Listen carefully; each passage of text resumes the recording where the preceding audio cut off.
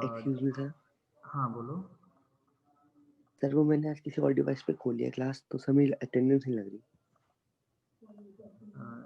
किसी बच्चे से बोल दीजिए, वो आपको प्रेजेंट लगा देगा और आप यहाँ से स्क्रीनशॉट से मैं वेरीफाई कर लूँगा। ओके नाम बता दीजिए, मैं लगा दूँ।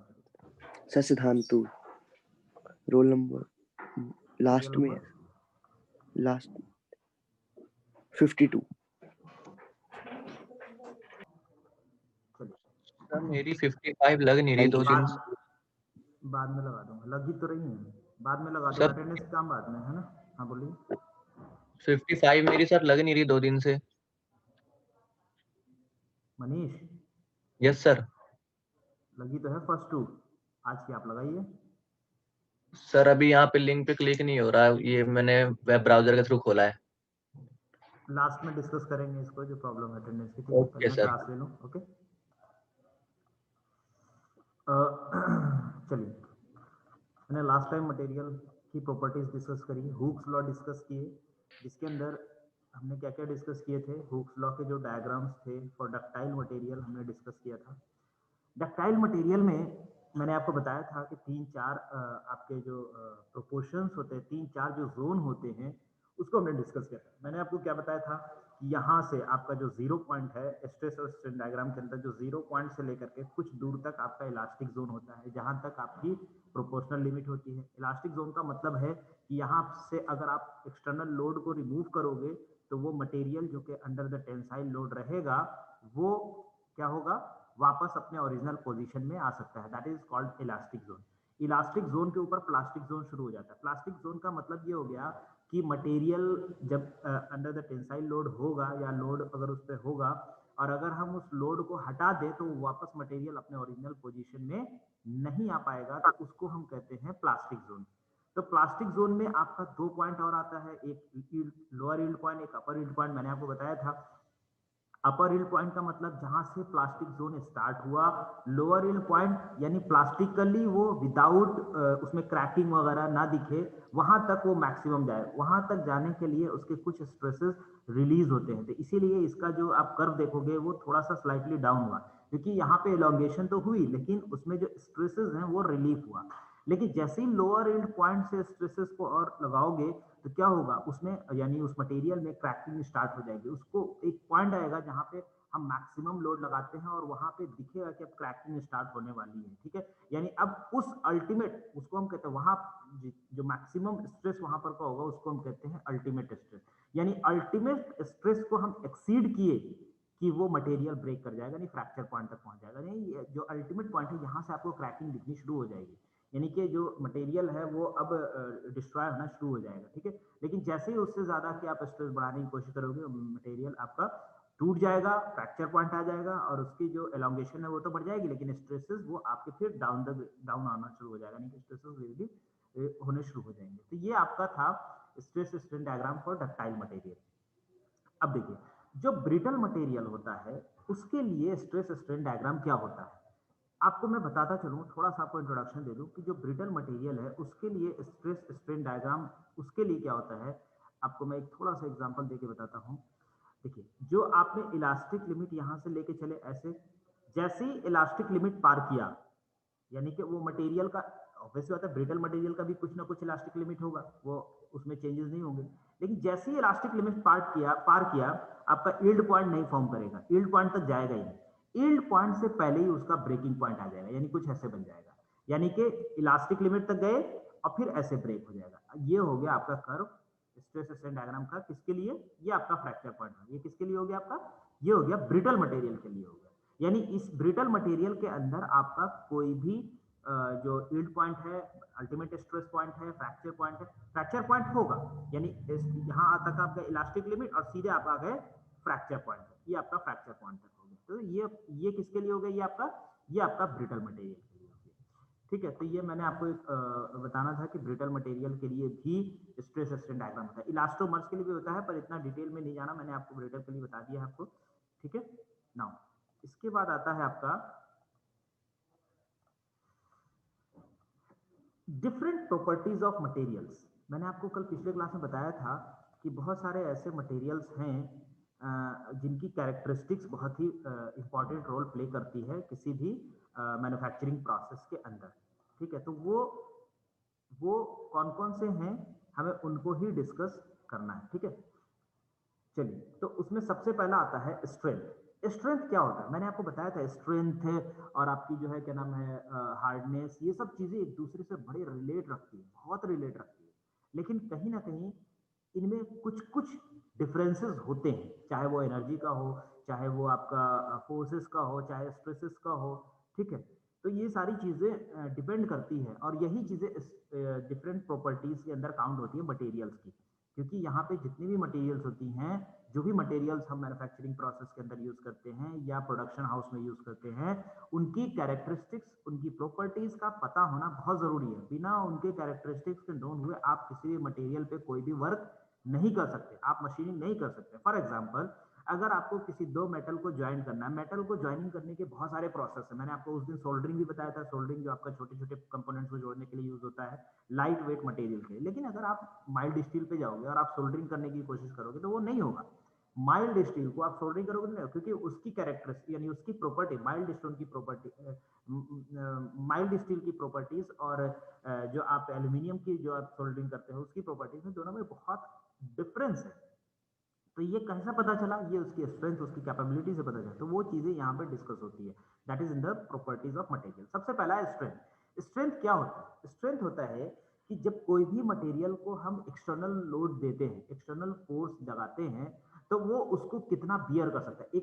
एक बियरिंग एबिलिटी किसकी, मटेरियल की, जिसको मैं कहूँ कि वो अपने अंदर उस एक्सटर्नल फोर्स का रेसिस्टेंस जनरेट कर करके उस एक्सटर्नल लोड को बियर कर सकता है, ठीक है। तो उसको हम कहते हैं स्ट्रेंथ। यानी कि आप इसको एक लाइन में अगर डिस्क्राइब करोगे तो पहला जो लाइन दिया हुआ है, it can be described as the measure of ability of a material to withstand external forces. यानी एक्सटर्नल फोर्सेस के अगेंस्ट में अपनी रेसिस्टिंग जो पावर है, यानी रेसिस्टिंग जो फोर्सेस है वो लगा करके उसको बियर कर रहा है, तो उसको हम कहते हैं स्ट्रेंथ, ठीक है। ये आपकी पहली हो गई स्ट्रेंथ क्या होती है। बहुत छोटे छोटे चीजें हैं, आपको थोड़ा थोड़ा ध्यान रखना है, ठीक है।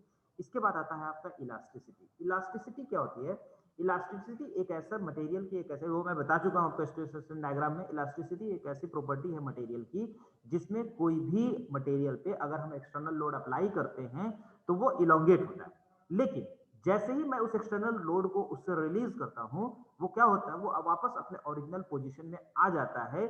उसको हम कहते हैं इलास्टिसिटी प्रॉपर्टीज।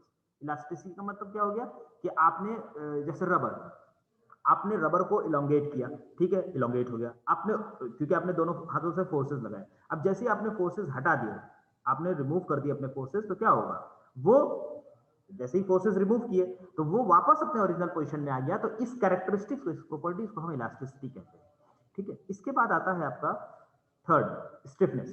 स्टिफनेस क्या होता है कि जो आप किसी भी मटेरियल पे आप एक्सटर्नल लोड लगाते हो, एक्सटर्नल लोड में लगाने पर अगर डिफ्लेक्शन, यानी कि डिफ्लेक्शन का मतलब हो गया बेंडिंग, इलास्टिक डिफॉर्मेशन, अगर उसको रेसिस्ट कर रहे हैं तो उसको हम कहते हैं स्टिफनेस या रिजिडिटी। इसको हम रिजिडिटी भी कहते हैं।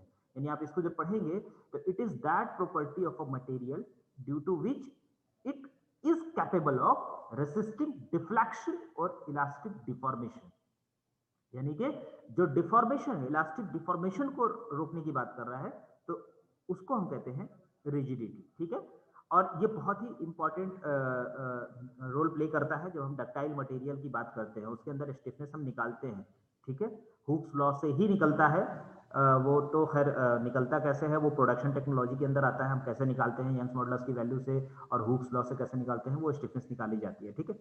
लेकिन ये क्या हुआ, ये कौन सी कैपेबिलिटी हो गई, ये हो गई bearing resisting to the deflection और इलास्टिक डिफॉर्मेशन, ठीक है। तो ये हो गई स्टिफनेस, या इसको हम रिजिडिटी भी कहते हैं, ठीक है। तो आपके पास तीन चीजें मैंने बताई, एक तो स्ट्रेंथ, इलास्टिसिटी एक कैरेक्टरिस्टिक्स हो गई मटेरियल की, स्टिफनेस एक प्रॉपर्टीज हो गई, स्ट्रेंथ एक प्रॉपर्टी हो गई, प्लास्टिसिटी भी एक कैरेक्टरिस्टिक्स है। प्लास्टिसिटी का मतलब क्या है कि जब आप किसी मटेरियल पे एक्सटर्नल लोड अप्लाई करते हैं तो वो लोड की वजह से पहले इलोंगेट हुआ, एक पॉइंट आएगा, elastic material elastic behaviour show करेगा, लेकिन एक पॉइंट आएगा कि जैसे ही इलास्टिक बिहेवियर खत्म होगा वो प्लास्टिक बिहेवियर में चला जाएगा, यानी प्लास्टिक कैरेक्टरिस्टिक्स उसके अंदर इंप्लीमेंट होगी। तो उससे क्या होगा, उससे ये होगा कि जब आप मटेरियल को उसमें इतना फोर्सेस लगा दिए कि वो इलास्टिक छोड़ करके प्लास्टिक जोन में चला गया, तो वो वापस जब आप लोड को हटाओगे, यानी कि जब आप लोड को रिलीज करोगे वहां से, तो वो वापस अपने ओरिजिनल शेप में नहीं आ सकता है। ठीक है, तो उसको हम कहते हैं प्लास्टिसिटी।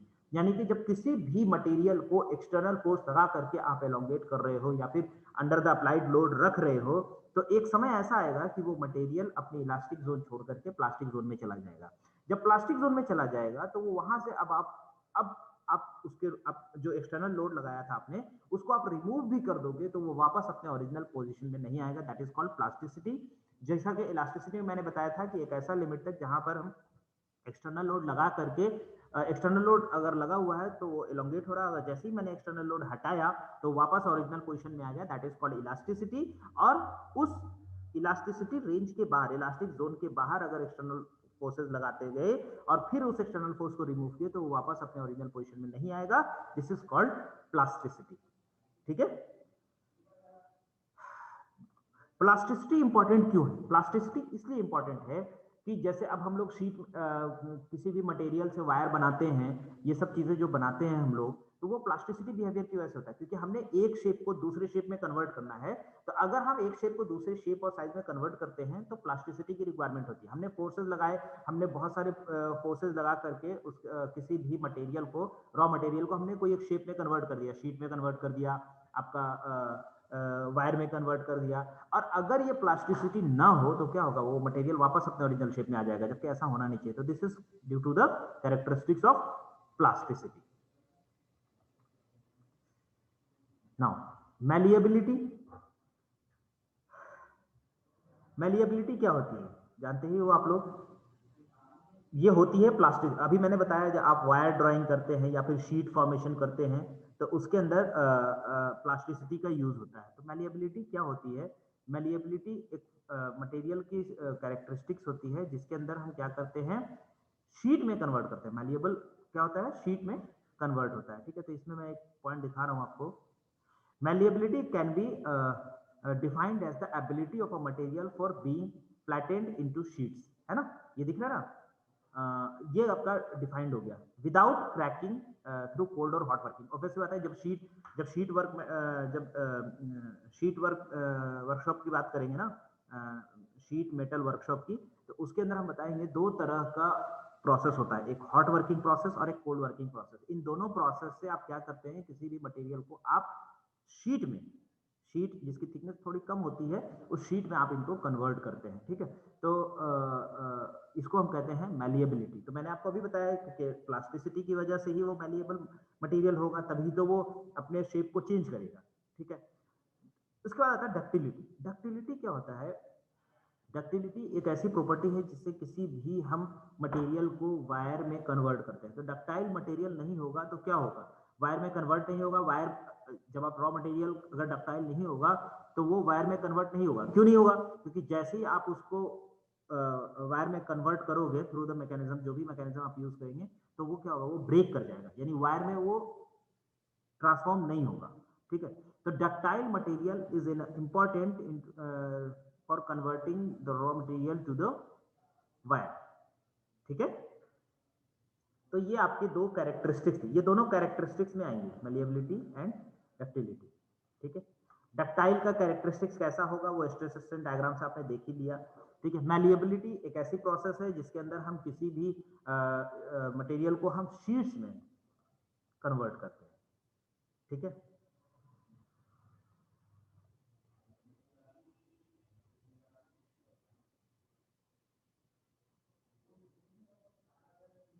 हाँ, एक और पॉइंट है कि जरूरी नहीं है कि सारे के सारे मटेरियल डक्टाइल भी हो और मैलिएबल भी हो। ठीक है, क्यों? कुछ ऐसे मेटल हैं जो कि मैलिएबल हैं लेकिन डक्टाइल नहीं है। उनका सबसे अच्छा एग्जांपल है लेड। जो लेड मेटल है वो डक्टाइल है, सॉरी मैलिएबल है, क्योंकि उसको हम बाय हैमरिंग शीट में कन्वर्ट कर सकते हैं।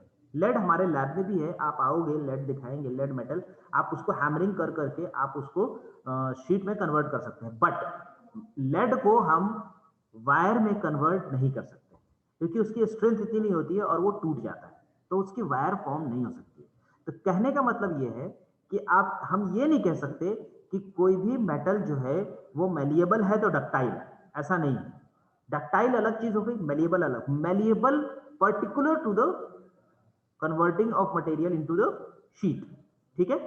लेकिन जो जो डक्टाइल है उसके अंदर हम विदाउट लूजिंग देयर स्ट्रेंथ हम मटेरियल को वायर में कन्वर्ट करते हैं, और ये डक्टाइल मटेरियल हुक्स लॉ को प्रॉपर्ली फॉलो करता है, जिसके अंदर आपकी elastic zone, plastic zone, fracture point, ultimate stresses, ये सारे के सारे प्रोसेस उसमें फॉर्म करते हैं, ठीक है। इसके बाद आता है ब्रिटलनेस, ये भी एक कैरेक्टरिस्टिक्स है। ब्रिटलनेस का मतलब यह हो गया कि कोई भी मटेरियल जो इलास्टिक जोन के बाद किसी भी जोन को फॉलो नहीं करता है, इलास्टिक के बाद किसी भी जोन को फॉलो नहीं करता, उसको हम ब्रिटल मटेरियल कहते हैं, ठीक है। यानी इलास्टिक के बाद सीधा वो ब्रेकिंग पॉइंट, उसके अंदर प्लास्टिसिटी नहीं आएगी, उसके अंदर अल्टीमेट स्ट्रेस पॉइंट नहीं आएगा, सीधा वो ब्रेक कर जाएगा, उस कैरेक्टरिस्टिक्स को हम लोग ब्रिटलनेस कहते हैं। तो जब आप इसको पढ़ेंगे, देखो डिटेल में मैंने बनाया हुआ है, नोट्स मेरा डिटेल में है, आप पढ़ेंगे तो आपको समझ में आ जाएगा कि मटेरियल क्या क्या कह रहा है, ठीक है, सॉरी कैरेक्टरिस्टिक्स उसकी क्या क्या कह रही है।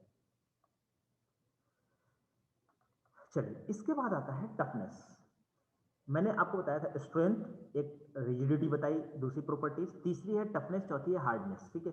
तो ये टफनेस होता क्या है, कोई बता सकता?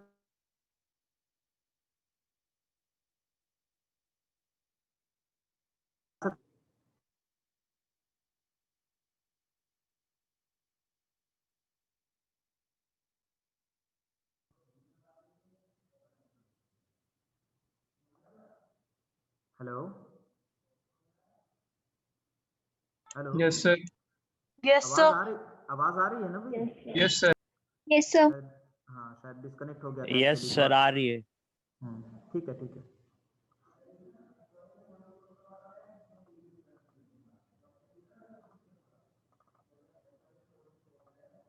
हाँ, व्हाट इज टफनेस? मैंने आपसे सवाल पूछा है, टफनेस क्या होता है? टफनेस ये होता है कोई भी मटेरियल कितना अमाउंट ऑफ एनर्जी एब्जॉर्ब करता है फ्रैक्चर पॉइंट से पहले। यानी आप किसी भी मटेरियल पे फोर्सेस लगा करके उसको ब्रेक करने की कोशिश करते, तो टफनेस क्या होता है कि how much amount of energy they have absorbed without fracture, ठीक है। यानी कि एकदम फ्रैक्चर पॉइंट, विदाउट फ्रैक्चर बोलने का मतलब है कि we have attend the maximum limit, after that the fracture occurs, okay. तो दिस इज कॉल्ड टफनेस। तो हम कह सकते हैं कि the amount of energy absorbed by the material before its actual failure और फ्रैक्चर। तो आप यहां पे देखेंगे जो ये पैराग्राफ, ये वाला, ठीक है। तो ये आपका मेन पॉइंट है। बाकी इसके जो सबऑर्डिनेट डेफिनेशन होते हैं वो आप दे सकते हो कि it is a property of a material of which it is able to withstand bending or torsion. Obviously the bending और torsion एनर्जी के कारण भी होता है विदाउट फ्रैक्चर, यानी कि फ्रैक्चर से पहले तक, ठीक है।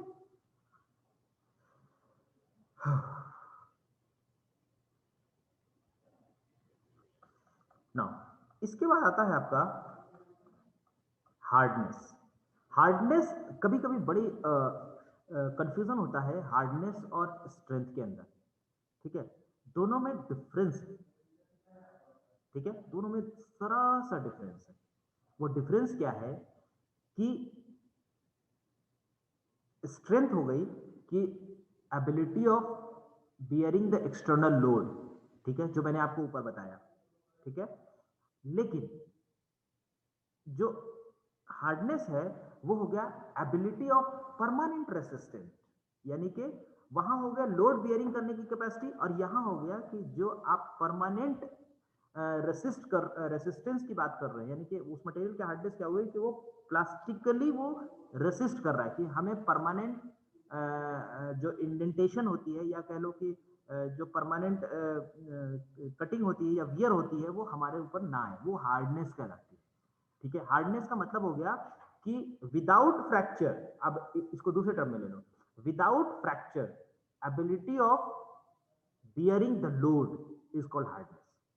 लेकिन स्ट्रेंथ के अंदर विदाउट फ्रैक्चर नहीं था, simple bearing the capacity of external load is called strength. लेकिन यहां पे क्या है, परमानेंट रेसिस्टिंग कर रहा है, यानी कि it is the ability of a material to resist permanent indentation such as scratching, wear, penetration, cutting, ठीक है, एंड बहुत सारे हैं। हार्डनेस को हम लोग टेस्ट कर सकते हैं। हार्डनेस कैसे टेस्ट करते हैं? हार्डनेस एक मशीन के थ्रू टेस्ट किया जा सकता है, लेकिन स्ट्रेंथ मशीन के थ्रू टेस्ट नहीं किया जा सकता है। क्यों? क्योंकि स्ट्रेंथ कैलकुलेटेड वैल्यू देगा, यानी फॉर्मूला बेस देगा एक्सटर्नल लोड के हिसाब से। लेकिन यहाँ पे एक्चुअली क्या करना है हार्डनेस के अंदर, मटेरियल की जो परमानेंट रेसिस्टेंट है, यानी कि कौन सी किस तरह की रेसिस्टेंस, कटिंग रेसिस्टेंस, काट रहे हैं तो कटने तक का मैक्सिमम रेसिस्टेंस कितना जनरेट हुआ, आप वियर कर रहे हैं तो घिसने तक का मैक्सिमम, आप वियर कर रहे हैं तो कितने घिसने तक का मैक्सिमम कितना रेसिस्टेंस क्रिएट हुआ, स्क्रैचिंग है तो स्क्रैचिंग में कितना रेसिस्टेंस जनरेट किया। तो ये चीजें क्या है, ये हार्डनेस के अंदर आएगी। तो इसके लिए क्या है, हमारे पास मशीन है, मशीन के अंदर हम उसमें इंडेंटेशन होती है, उसके अंदर हम उसको मैकेनिकली हम ऐसा अरेंज करते हैं कि उसमें हम वियर क्रिएट करते हैं या स्क्रैचिंग क्रिएट करते हैं, तो मशीन पे उसकी जो हार्डनेस है वो इंडिकेट होती है, तो उसको हम हार्डनेस कहते हैं। उस मशीन को हार्डनेस टेस्टिंग मशीन कहा जाता है, हमारे लैब के अंदर अवेलेबल है। रॉकवेल हार्डनेस टेस्टर मशीन के, हार्डनेस टेस्टिंग मशीन बहुत तरह के आते हैं, हमारे पास रॉकवेल हार्डनेस टेस्टर अवेलेबल है। ठीक है, तो ये हार्डनेस हो गई आपकी, ये थी आपकी प्रॉपर्टीज ऑफ मटेरियल। अब बताइए मुझे, किसी को इतने तक में कोई डाउट है तो बताइए पहले।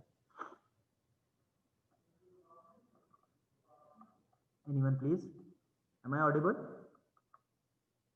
No sir. यस सर, आ रही है आवाज। तो बताइए, इतने में किसी को कोई दिक्कत हो तो बताइए। No sir. No sir.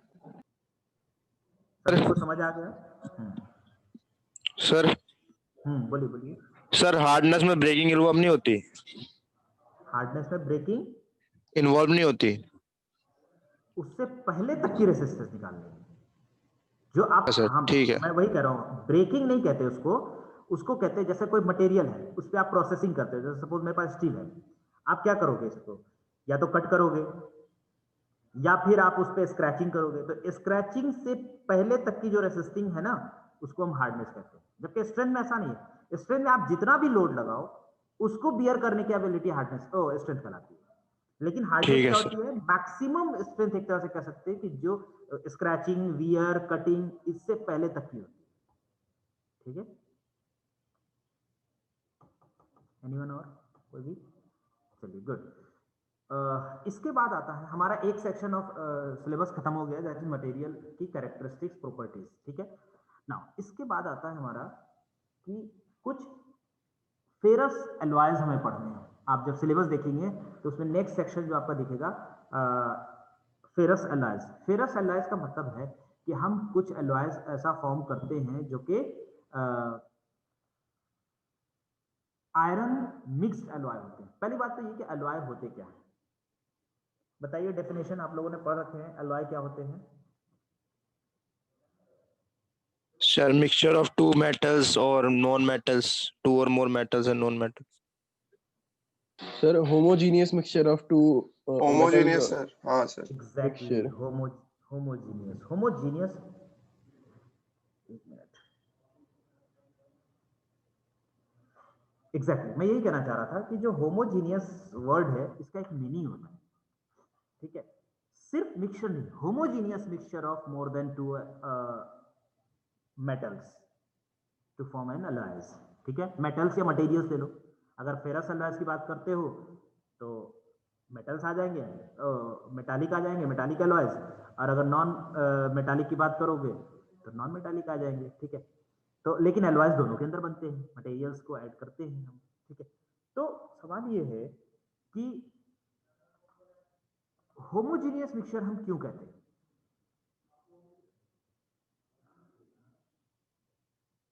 बताइए कोई भी।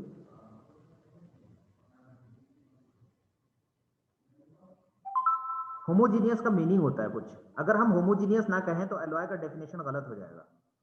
सर कंसंट्रेशन सेम रहती है हर जगह through out the mixture. Because once they are mixed, we can't differentiate between the two between the two metals. We can't be differentiated after they are mixed.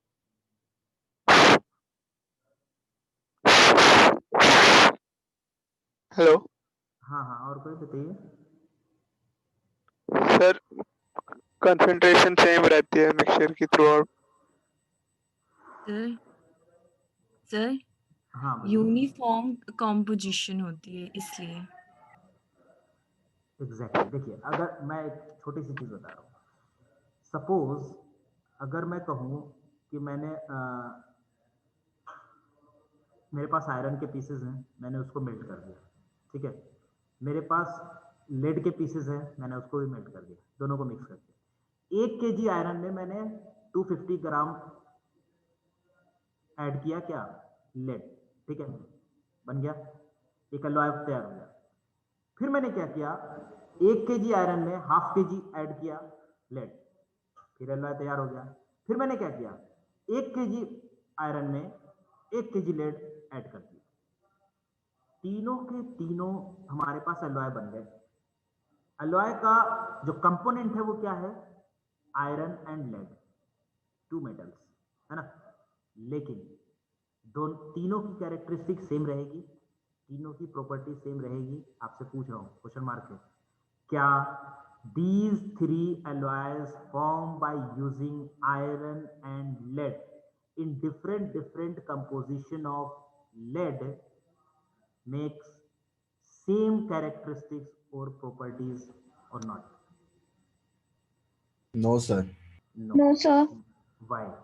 Because her material की अपनी अपनी characteristics होती है, हर material की।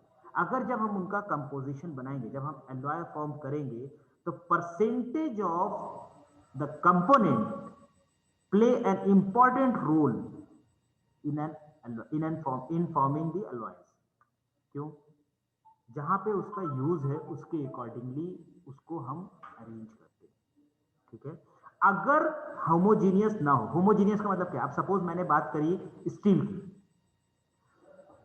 आप कहोगे sir steel सामने पड़ा हुआ है इसलिए मैं स्टील का एग्जांपल आपको दे रहा हूं।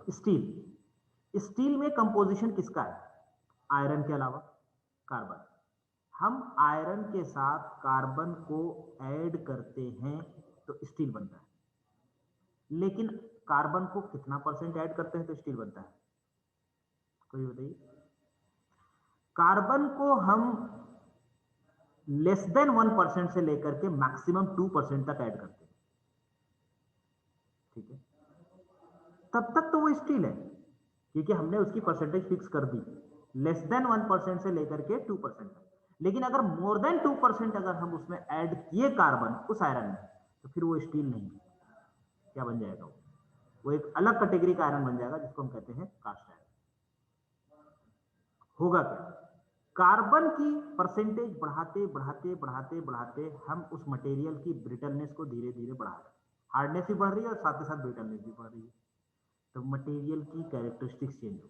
फिर जो स्टील की कैरेक्टरिस्टिक्स होनी थी, स्टील का जो कैरेक्टरिस्टिक होना था कि मटेरियल डक्टाइल भी हो और हार्डर भी हो, वो लूज हो जाएगा, तब एक नए मटेरियल पर हम जंप करते हैं, that is called cast iron. यानी आयरन की परसेंटेज फिक्स रखी आपने, लेकिन कार्बन की परसेंटेज बढ़ाते चले गए, मोर देन 2% में चले गए, that material is nothing basically called cast iron. और कास्ट आयरन को अच्छा नहीं माना जाता है रादर देन स्टील एज पर यूज, ठीक है, क्योंकि वो ब्रिटल हो जाता है। हुआ क्या, आपने एक होमोजीनियस बताया, एक fix amount of carbon percentage को ऐड करने की बात करी। अगर नहीं करेंगे तो क्या होगा, वो स्टील नहीं रहेगा, कास्ट आयरन में कन्वर्ट हो जाएगा। इसीलिए जब भी एलॉय की बात करेंगे, आपको ये वर्ड कहना जरूरी है कि होमोजीनियस मिक्सचर, दो चीजों का मिलना एक गिवन, एक प्रोपोर्शन में, एक रेशियो में, उसको हम कहते हैं एलॉय। अभी समझ में आई बात? Yes sir.